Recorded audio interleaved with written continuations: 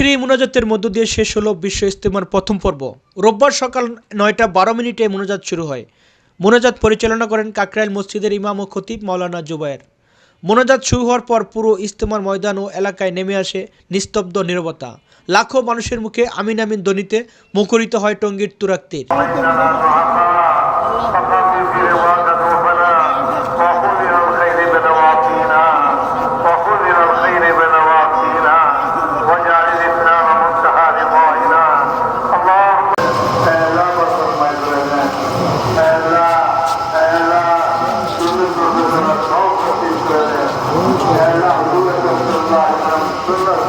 মোনাজাতে বিশ্বের মুসলমানদের মধ্যে ঐক্য, শান্তি, কল্যাণ কামনা করা হয়।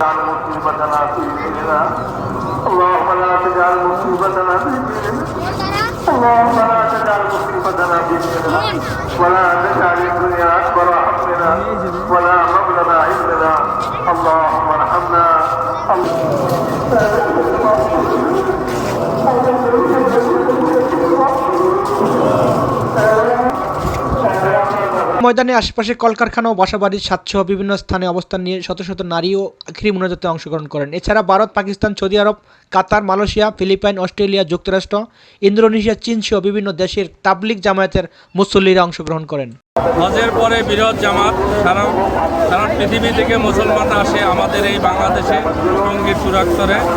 এখানে লক্ষ লক্ষ মানুষের এই যে এক হয় একত্রিততা, এটাই জানান দেয় যে সারা পৃথিবীর মুসলমানরা সবাই এক হয়ে কাজ করবে এবং আগামী দিনে সারা পৃথিবীতে জানি শান্তি ঘোষিত হয়। আমি চাই সরকারের কাছে যে সরকার থাক এই টঙ্গী ইজতেমার উপলক্ষে জানি এই ছুটিটা গাজীপুরের নিকে জানি ছুটি থাকে। তাও সবাই একত্রিত হয়ে আল্লাহ রাস্তায় জানমাল নিয়ে বাইর হইয়া নিজের আমল আখলাক কিভাবে নিজে শুধরাইতে পারি সেই জন্যই এখানে আসা। মোনাজাত শেষে ইজতেমায় আগত মুসল্লিরা টঙ্গী ইজতেমার মাঠ ও এর আশপাশে এলাকা থেকে নিজ নিজ গন্তব্যে রওনা হন। বাস, মিনিবাস, ট্রাক ও ঠেলাগাড়িতে মানুষ ফিরছে ঢাকা, আর ট্রেনগুলোতে ছিল উপচে পড়া ভিড়, ছিল না কোনো তিল পরিমাণ জায়গা ফাঁকা। বিশ্ব ইজতেমার 58তম প্রথম পর্বের আখিরি মোনাজাত ইতিমধ্যে শেষ হয়েছে। প্রতিটি মুসলমান ইমান আমন নিয়ে যেন সুস্থভাবে বাড়িতে ফিরে এমনটাই প্রত্যাশা করছি।